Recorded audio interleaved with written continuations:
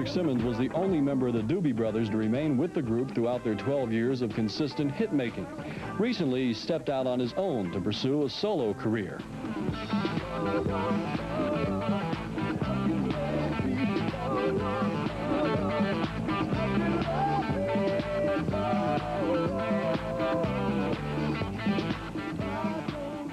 It is like starting over, going back and redeveloping that aspect of my music that I really valued from the start, and that was, you know, that live, visceral kind of energy thing that happens between a band and an audience.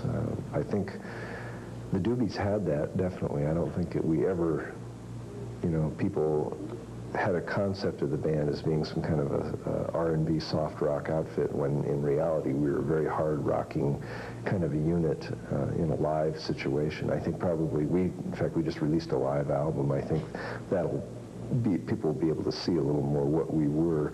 I think the Doobie Brothers were the sum total of all the years that we put into being the Doobie Brothers. Over the years, the Doobies employed various musical styles in order to keep their sound fresh. Critics claim that the group adopted a softer sound in later years. Whatever the case, Patrick is rocking hard these days. I think the Doobie Brothers rocked pretty hard. I don't think we were any really soft rock outfit. I think our albums portrayed a lot of different sides, as I think my album does that too. I think when you're in a live situation, basically you have to have a lot of energy happening on stage, and I've been striving for that as a solo artist. We did it with the Doobies too, I think, to a certain extent. I think I have a little more freedom perhaps in the studio to do that, where perhaps in the studio we were a little more laid back at times. And I feel when I want to rock in the studio, I don't, you know, I'm a little more able to do it, I think, probably.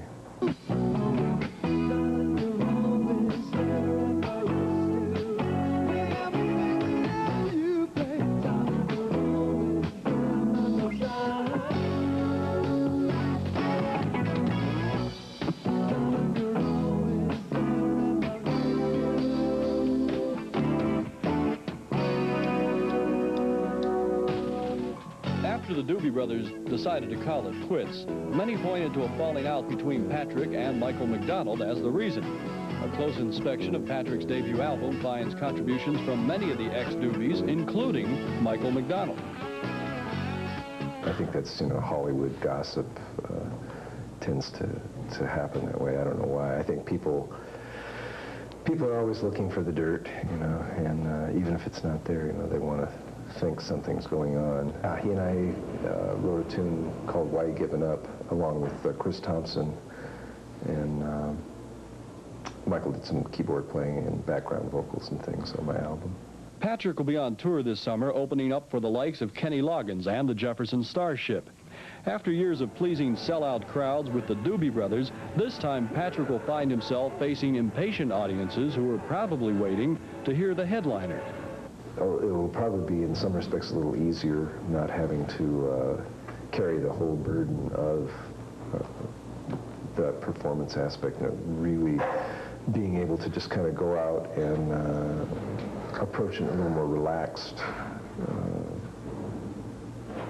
a relaxed presentation, just because basically I won't have to be worrying about a lot of logistical things. You know, it'll be, you know, we come, set up our amplifiers, the PA's there, the lights are there, the monitors are there. We just play and not really have to worry about all the, you know, this is our show, and are these lights right, and is our, you know, is the production happening or what? You know, it'll be more or less just, you know, a musical entity that comes and sets up and plays, and then we can break down and go back to the hotel and suck up a few beers. Although it would have been easy to rest on the laurels he earned with the Doobie Brothers, Patrick Simmons has chosen to rock his way to the top once more.